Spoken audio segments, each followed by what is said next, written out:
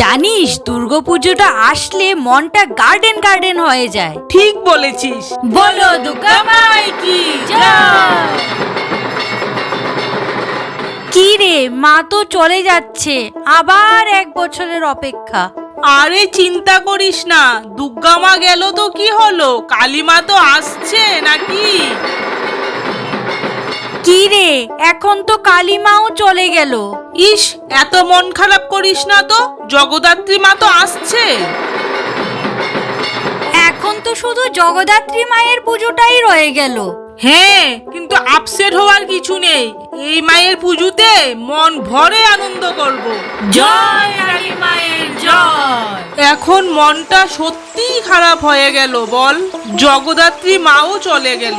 মন খারাপ করিস না, বল আসছে বছর আবার হবে, আসছে বছর আবার হবে।